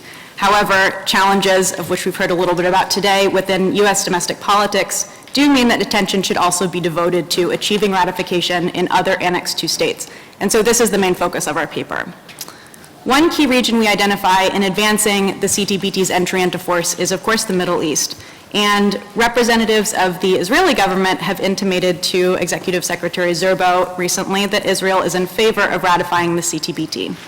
And indeed, Dr. Zerbo himself has indicated that he believes Israeli ratification to be imminent, a matter of when rather than if. So one potential platform to facilitate Israel's ratification could be the Middle East and South Asia Group, which is one of 6 regional groups that's identified in Annex I of the CTBT.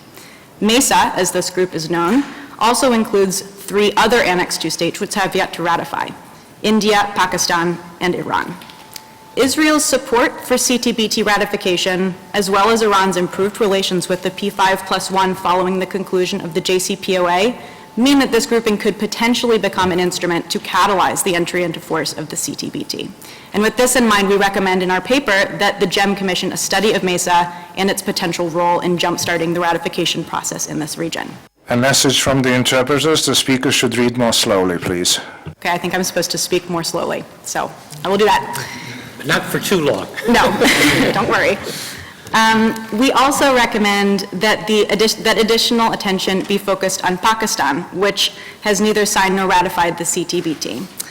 At Dr. Zerbo's recent meeting with senior Pakistani officials in Geneva, they hinted at their interest in cooperating with the CTBT and in working on IMS stations in the country. Currently, as an observer to the treaty, Pakistan is unable to access data from the International Data Center here in Vienna. The country's ratification could be linked to its efforts to be admitted into the Nuclear Suppliers Group, to which it has applied, and we just heard a little bit about this idea before. This may in turn encourage India to uphold its non-proliferation commitments as another applicant for entry into the group. Because applications must be accepted unanimously by all group members, there is ample opportunity for both countries to be incentivized in this regard.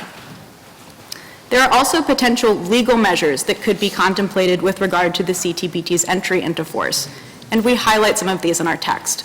For example, we could look to the Vienna Convention on the Law of Treaties to determine the legal obligations of states who have ratified the treaty prior to its entry into force. And furthermore, the idea of adding a so-called Tlatelolco provision to Article 14 of the treaty could allow countries to waive the conditions for its entry into force. So I'll stop here owing to our time constraints, but please do let me know if you would like further details on any of these points or any of the points that are included in our paper. Either myself or Asya would be happy to answer these. Thank you very much for your kind attention. Thank you, Sarah. And I particularly appreciate the nature of this U.S.-Russian cooperation among 2 very talented young members of the youth group. Now we turn to experience, and there's no one more experienced in this field than Director General Alfredo Labe. So, Alfredo, I look forward to your remarks. Thank you, Bill. Thank you for organizing this wonderful meeting. I'm sorry I came late to your discussions, but I want to react to some of the provocative suggestions made by Tariq, which I believe reflect a great deal of consensus among us. And I want to say simply that the CELAC, the Community of Latin American and Caribbean States, is probably one of the regional groups working at the United Nations system that is probably the only one having a very clear position regarding nuclear disarmament. And we have adopted at the level of heads of state and government at least 2 special declarations on nuclear disarmament. The last one, adopted in Quito, Ecuador last January, states not only support for nuclear disarmament, but specifically for the levels of the open-ended working group meeting in Geneva, and opting decidedly for the notion of having a convention banning nuclear weapons.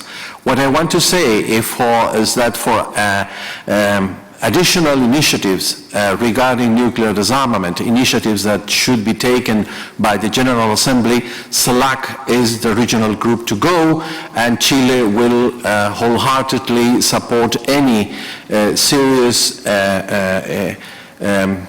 initiative taken in the sense of going towards General Assembly resolutions on the matter. And the day when Chile is accepted into the NSG, Tariq, you can be sure that we'll be joining hands with Brazil and New Zealand regarding the point of your concern. Thank you. Thank you very much, Alfredo. Are there other hands that I have not seen raised? Is there one on the left? I can't see it. Oh, okay. Sergio, I do see you, but I want to first see if there's somebody who hasn't spoken yet. Am I missing? I don't know if I'm missing anybody. Okay, hopefully you'll get your, okay, please, sir. You want to identify yourself, and then, Sergio, I'll take you next. Absolutely. My name is Carlos Rodriguez. I'm a student at the University of Texas in Dallas. It's an honor to stand before you and hear your thoughts. Ms. Tasha, I was especially excited to hear your talk of creating a strategic narrative.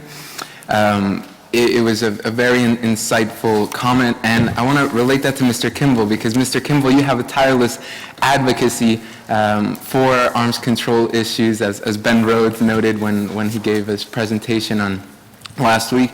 And I want to know your thoughts on kind of creating that strategic narrative, if you were to break it down into a state-by-state basis.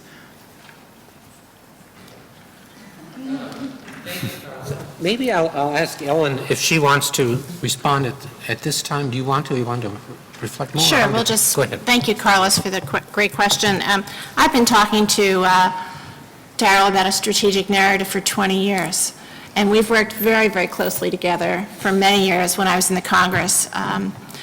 You know, we're very blessed in the United States. We have some of the most dynamic arms control groups, and there are, how many groups do you actually have, Darrell, that come to your meetings? There are about 24 active. There are 24, 25 groups. Some of them are religious-based, some of them are scientific-based, obviously, you know, the Union of Atomic Scientists. There's just an amazing group of people, and while I was in the Congress, I was on the Armed Services Committee, and I was in this lonely outpost called the Strategic Forces Subcommittee, and it was the committee that manages the $55 billion that includes the nuclear weapons, space satellites, what we euphemistically call the overhead architecture, and missile defense. And when the Democrats became the majority party in 2006, I became the chairman. And all through that time, Darrell and Bill and many people would come into my office. Hans used to come into my office all the time, and we would talk about what can we do to get things done.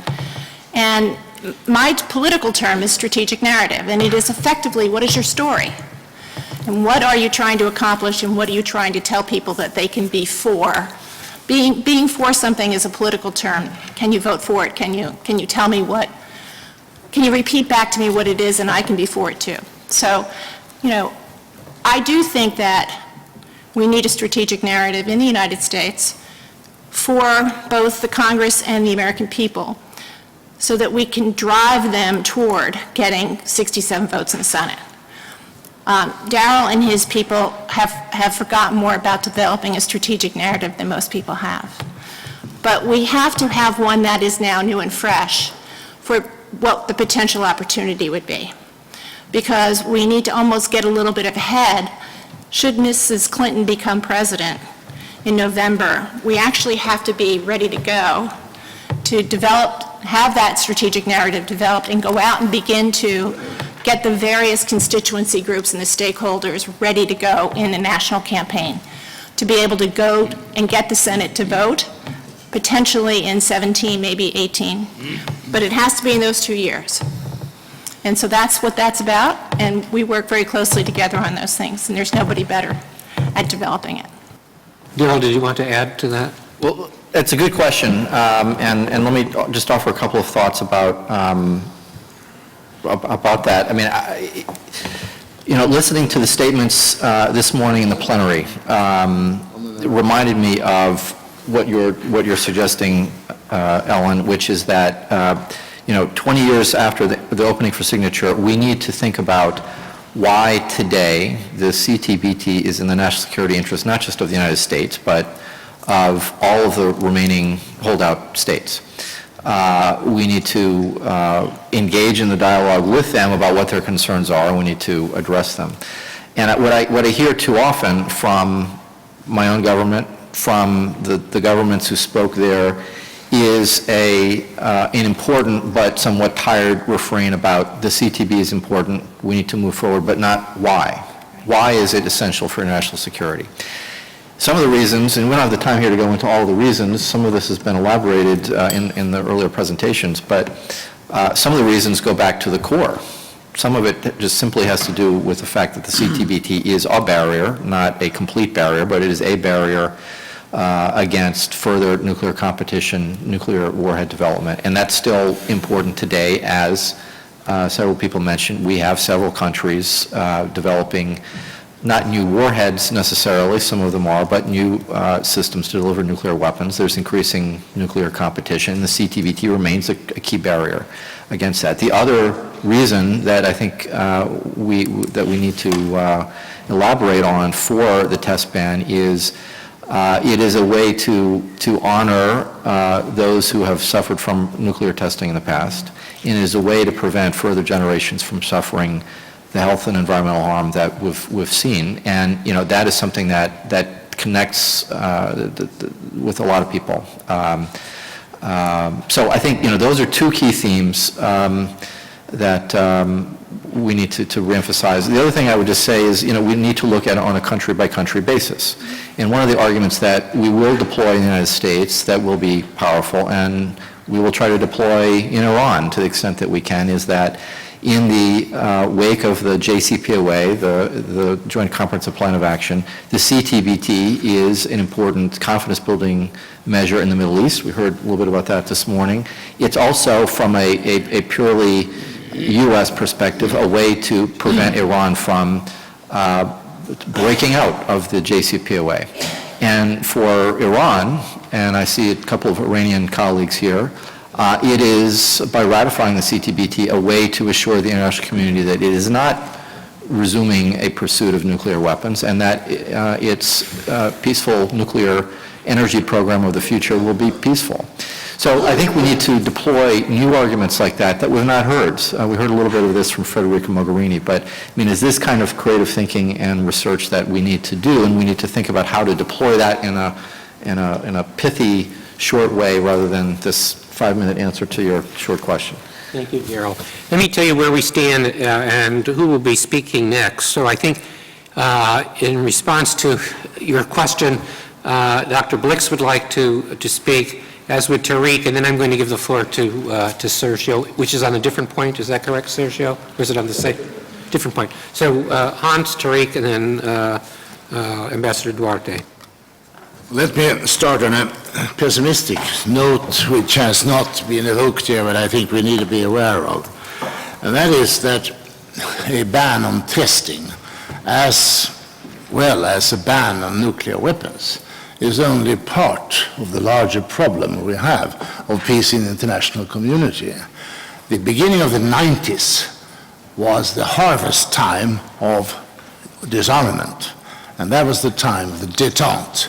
And therefore, I think we should remember that the first condition we need to look for is to recreate détente in the world. And there are some conflicts that seem to me very trivial in a way, in a historical perspective. They're not so much fighting about borders or grabbing territory. Maybe Saddam Hussein was the last who grabbed territory in Kuwait, and Putin was also taking Crimea, that's true, but that's not the thing.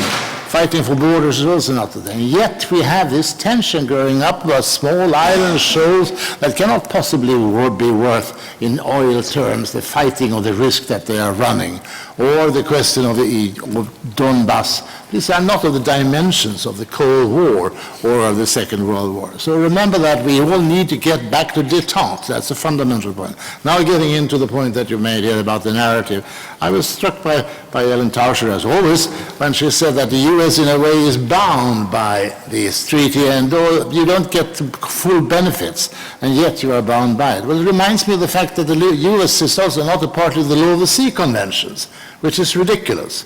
In the Law of the Sea Conventions, the U.S. is bound by them. They have to live by them. They're operative. But the difference is that the CTBT cannot formally enter into force. The Law of the Sea Conventions are in force. You have a treaty in digestion in the U.S. Senate. And it's absurd when you have, 70% of the population in favor of something, and you can't get a majority for it in the Senate. Now, you live with that, and we all live with that, and therefore the narrative in the U.S. is a very important one. And I think narrative is a modern fine word, but I think we should be replaced with arguments. What is the argument you can make to the new U.S. public to wake them up? And then I think that you're right in saying there is a risk in the treaty not coming into force.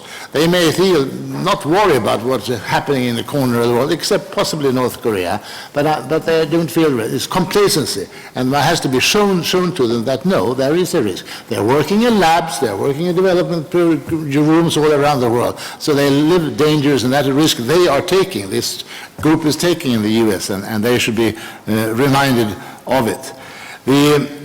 North Korea, I think I pointed to it in my first introduction. It is important, and Anton talked about it. He was more cautious. He said that the most that you can hope to attain is a moratorium. I said, well, they're at the present time, but there are channels to open now, and that is an important thing. I think we must remember that for North Korea, that is really could hold out and stop the entry into force unless we fall back on some odd procedural arrangement, that North Korea's problem is that they do believe that nuclear weapons they have are their security. If you ask them, what is best for your security, the weapons you have or paper guarantees? Well, I think today they would hesitate. They would not be convinced about the paper guarantees. I think, though, that in negotiations with them could show to them that, yes, they would not only get a lot of positive things of economic assistance, etc., but they could also get collective security guarantees. And my starting point there is the UN Charter. The UN Charter prohibits the threat or use of force against the territorial integrity or political independence of other states. That's to say, an attack on borders, no. They could have a guarantee which is totally in conformity with the UN Charter. And they could also have a guarantee against the use of a subversion which aims at the use of force inside. This is not against the UN Charter. It's not a gift. It's not a terrific gift to North Korea. It is something that they should be enjoying, and which I think they doubt that they have at the present time. So I think the narrative to the U.S. More negative people, I think, are there, and I wish you welcome. I don't think we from the outside can help you very much in your campaign. It's your job. Thank you, Hans. Tariq? Just building on what Hans just said, at the recently concluded DPRK conference, Kim Jong-un was reported to have made a statement addressed to the United States that if the United States was willing to engage with the DPRK directly, DPRK would be willing to suspend nuclear testing, and I believe it was, I think, rejected in too much haste. I hope that there can be some back-channel discussions with the DPRK to explore this avenue further. And to Under Secretary Tauscher, I would very much hope that on the 5th of November to President-elect Hillary Clinton, we could remind her what her husband said on the 24th of September, that when he signed, the U.S. was the first country to sign the CTBT, and President Bill Clinton, in signing it, said that this was history's longest sought, hardest fought prize in arms control history, and people are forgetting that, so it's good to remind them about that. But I wanted to engage our youth group people, so Ms. Malhotra there, and Ms. Shavrova and Sarah Bitgood. So if I look at the remaining 8 states, I would put Egypt, Iran, and Israel in one category, so that sort of fits into the Middle East zone, and I was wondering whether you could address that. Then I would put the US and China in one dyad, and then India and Pakistan in another dyad, and then the DPRK by itself. But in your paper, you proposed a 5-party talks. And having South Asian heritage myself, I'm constantly frustrated that both India and Pakistan keep on whining, and they keep on asking for outsiders to come to the region and to make peace between them rather than the two sides to talk themselves. So, and this is the history of the older generation, and the younger generation isn't saddled and shouldn't be saddled by the previous history. And so I think this is where the young generation can make a new approach. You don't need government permission. You can talk to each other over, all different kinds of platforms that are available. And so I was wondering whether you could say something on that. And I mentioned in another context that if I were the Pakistani Prime Minister, I would test Prime Minister Modi's mettle by announcing publicly that Pakistan would be ready to sign the CTBT and invite his Indian counterpart to show up pen in hand in Secretary Ban Ki-moon's office or here in the Executive Secretary's office, and then see what Mr. Modi has to say. But I don't see at the moment, enough courage in either of the two countries, and unfortunately, and I wanted to recognize here Ambassador Jayantha Dhanapala, who's sitting there quietly behind Ambassador Duarte. As you know, Ambassador Dhanapala presided over the 1995 NPT Review and Extension Conference, which is one of the reasons why we still have the NPT with us today. And as part of the extension was the principle and objectives which called for the CTBT, which meant that by 1996 we did have a CTBT. But then we had the tests of May 1998, which was a slap to the CTBT. And there's also UN Security Council Resolution 1172. So we have a lot of history, and here I'm coming back and linking again to our 48 friends in the Nuclear Suppliers Group. Maybe they can go attend one of Bill's classes in Monterey to remind themselves where we are coming from, because listening to the discourse here in Vienna, makes one despair, and I'm sure Bill would have failed each and every one of them. Rick, I'll waive the tuition. You're more than welcome to come.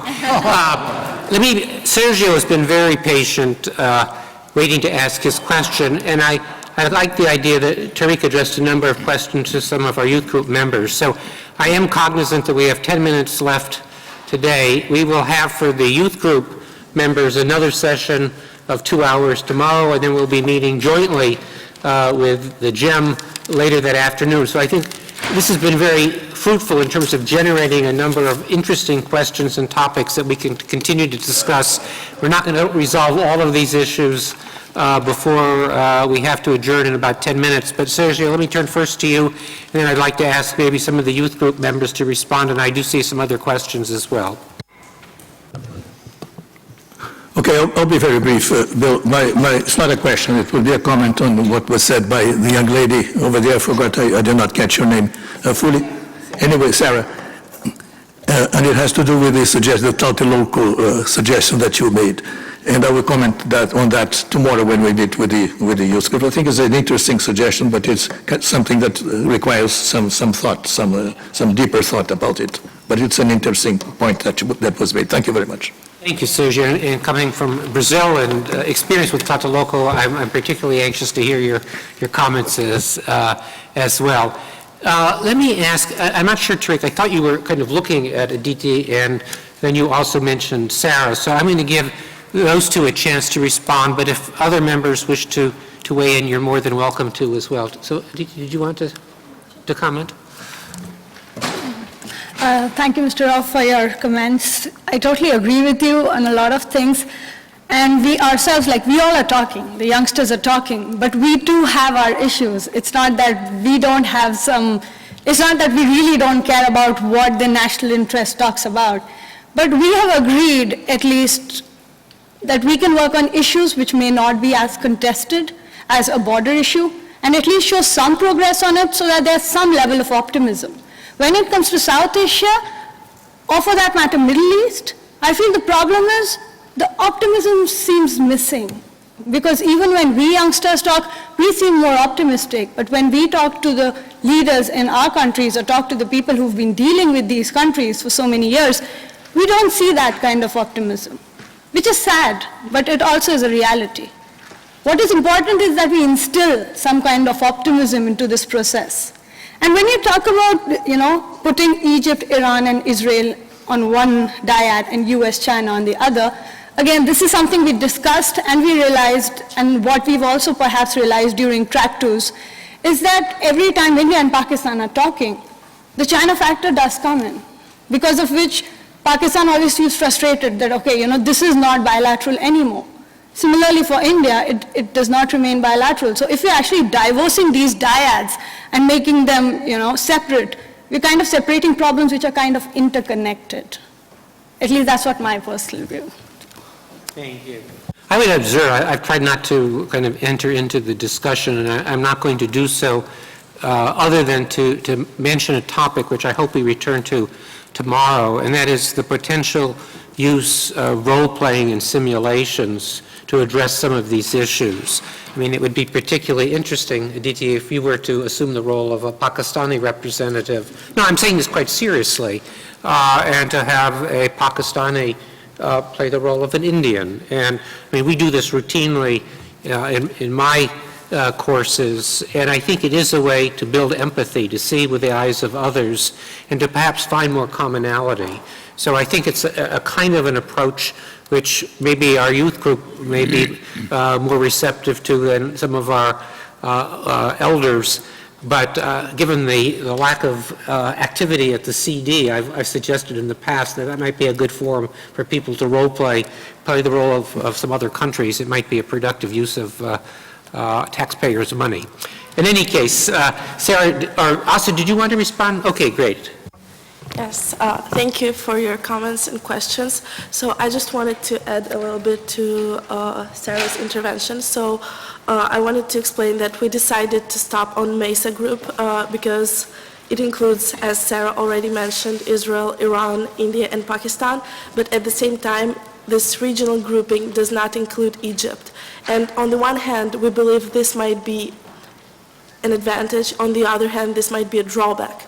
But anyway, we believe that the MESA group is a platform that it is worth exploring and is worth being explored by GEM and by youth members, because we believe that if there is this such factor as Egypt, because there are a lot of controversy between those countries, between Israel and Egypt, the dialogue might actually it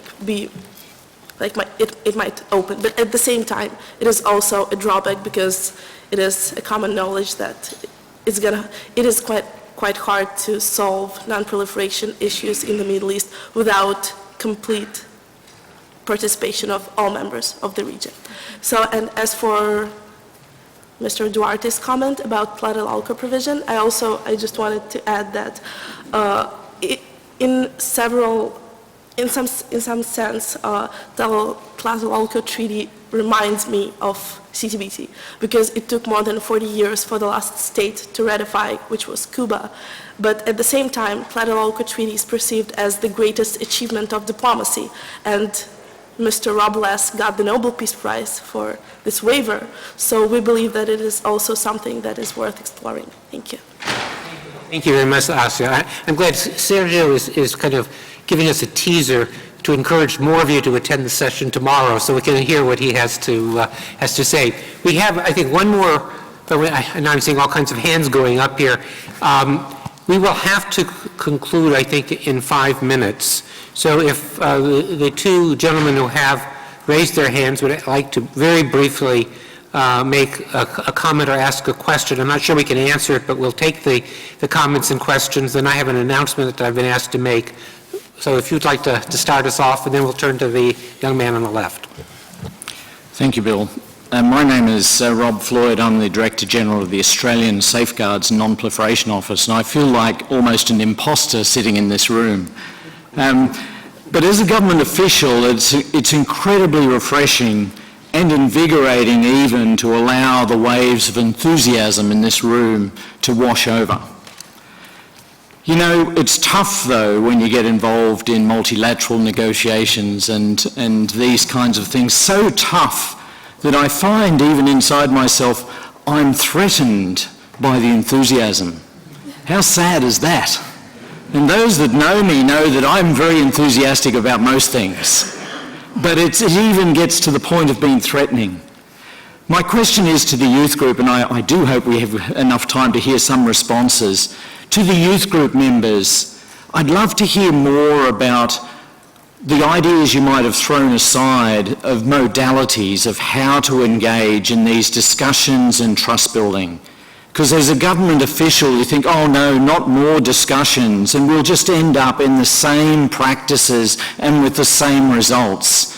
I want to hear your wild ideas, and Bill, he'd make a good youth group member. His idea of role plays is one of those wild ideas, but I think for those of us in the government official land, we need to hear the fresh and the different ideas of modalities, not just the substance, but the modalities of how this might go forward. Thank you. Thank you very much. I've just been informed that there are another 39 speakers who have asked for the floor before we get to the GEM and youth group statements. So I don't think we have to rush at 5 o'clock across the hall.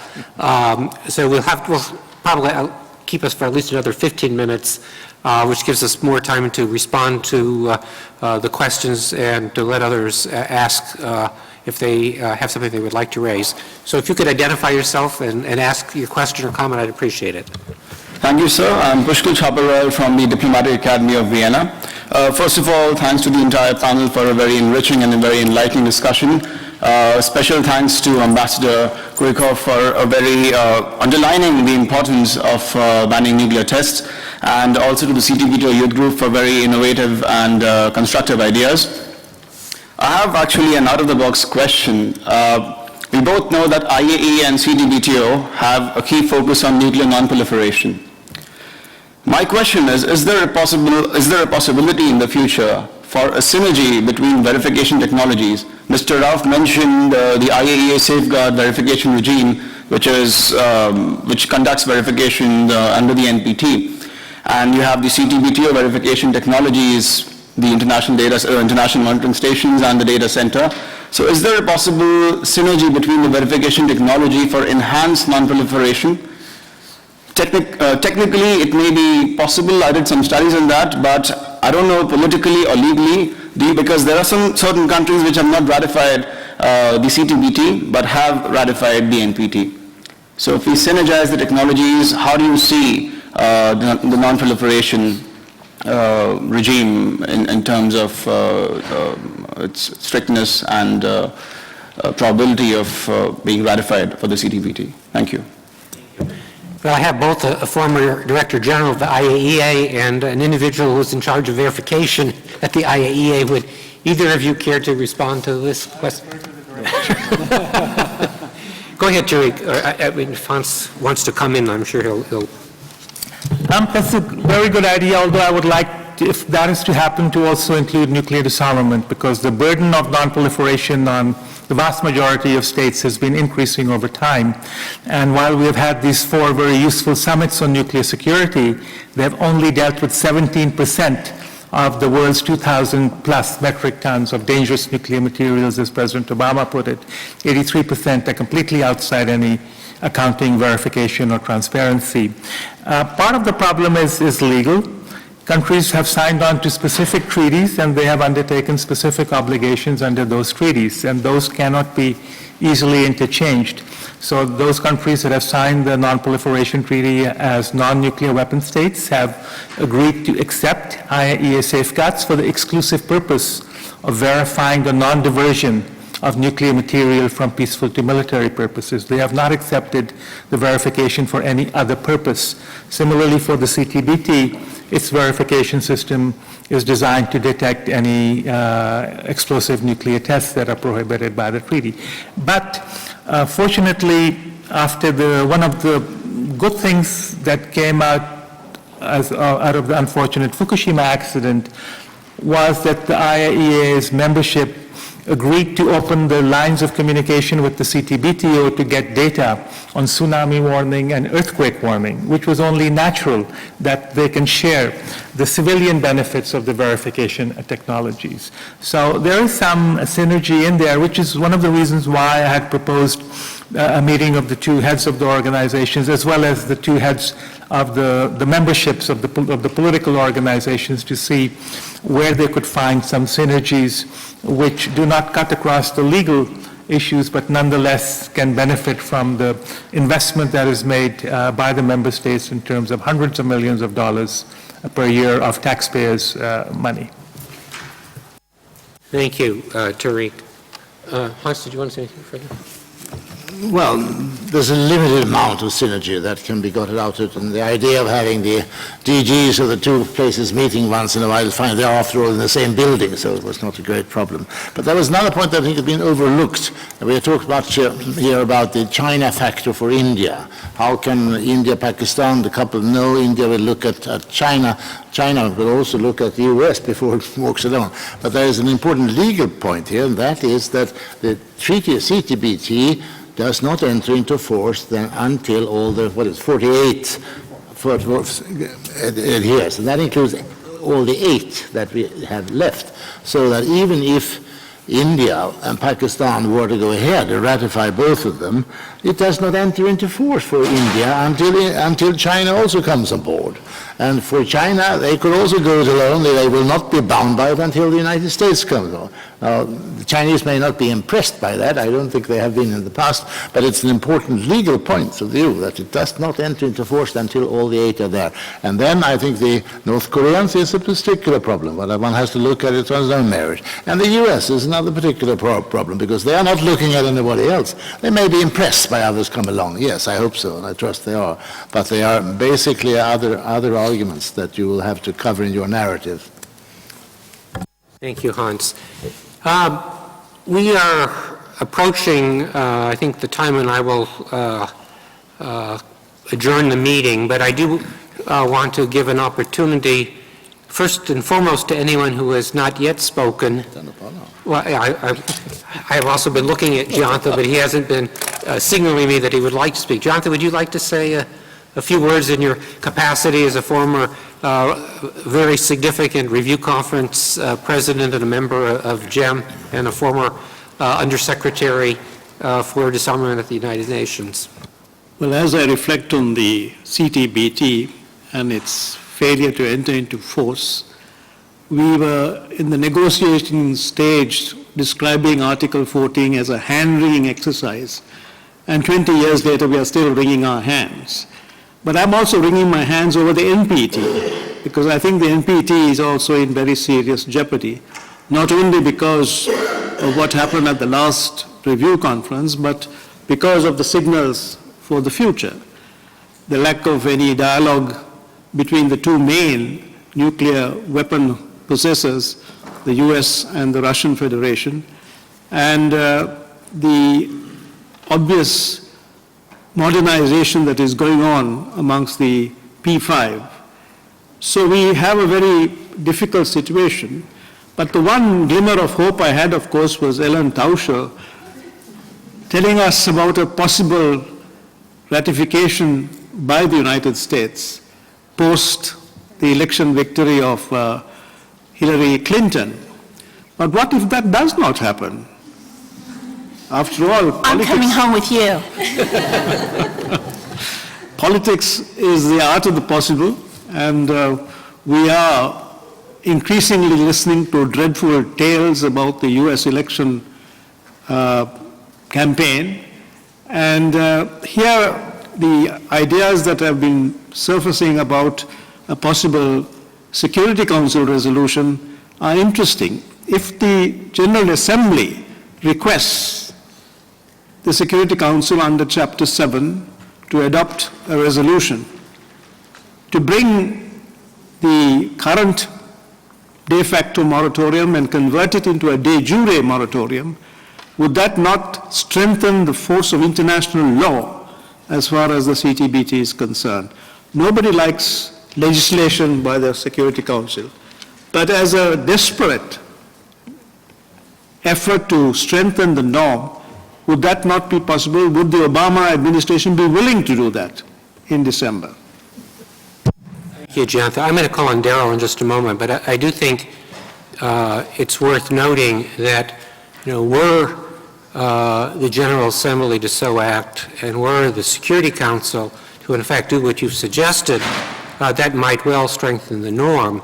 The risk, it seems to me, is that you might in fact reveal more divisions than you anticipate, which would have the opposite effect on the norm and on the CTBT. So I think if one were to move down that route, one would want to count one's votes very, very carefully, because the last thing we want to do by that kind of an initiative is to demonstrate less support than may be the case or maybe perceived at the moment. So I think there are some risks. I think this is something that certainly needs to be discussed in more detail.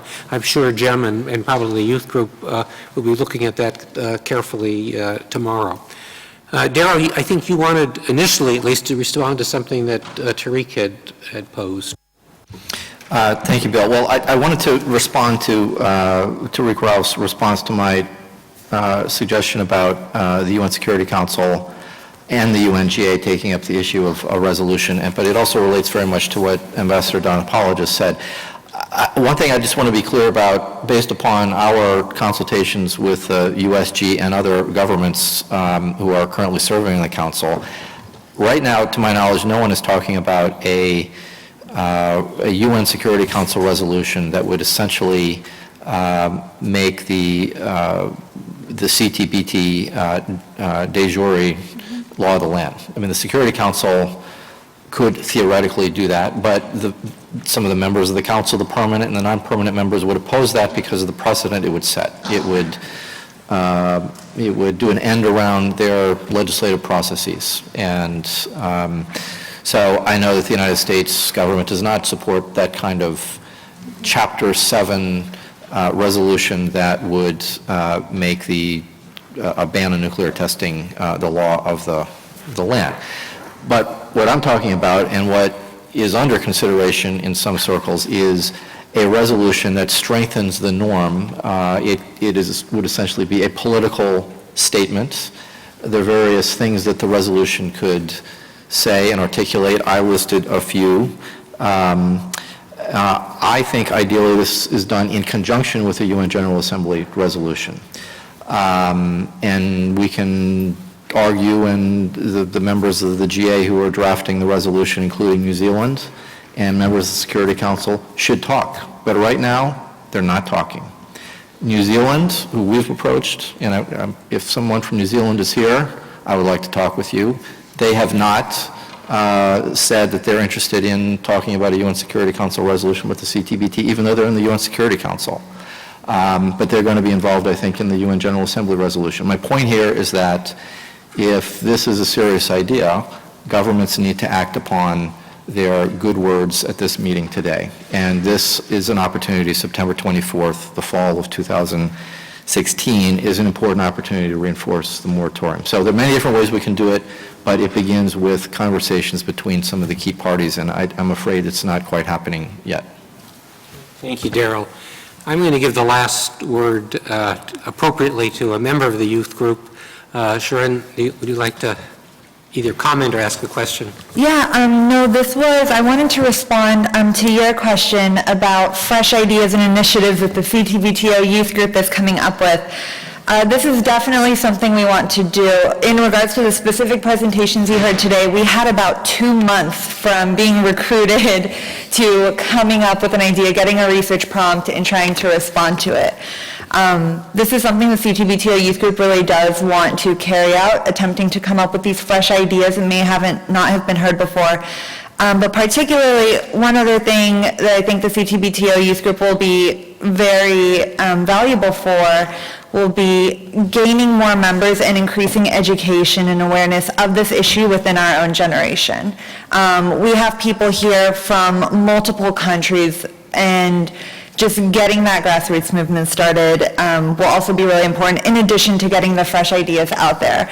I invite you to come back to the plenary. One of our own, Mr. Ken Ben, will be giving a joint statement we all worked on over the past weekend on kind of the aims of the CTBTO Youth Group and how we want to move forward with it. Thank you very much. One administrative point.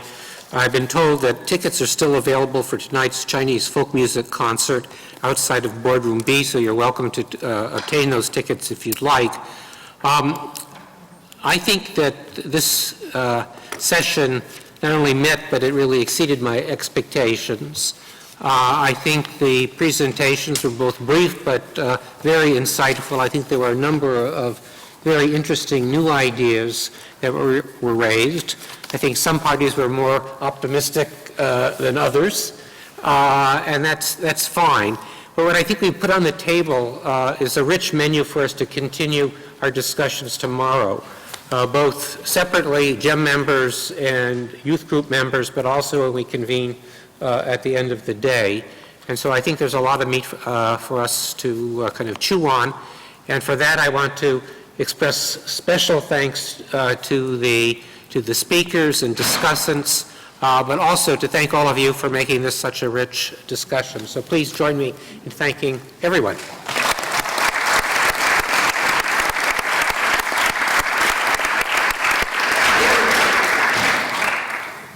Had to do this. We're adjourned. Yeah, the reception will take place just Chinese.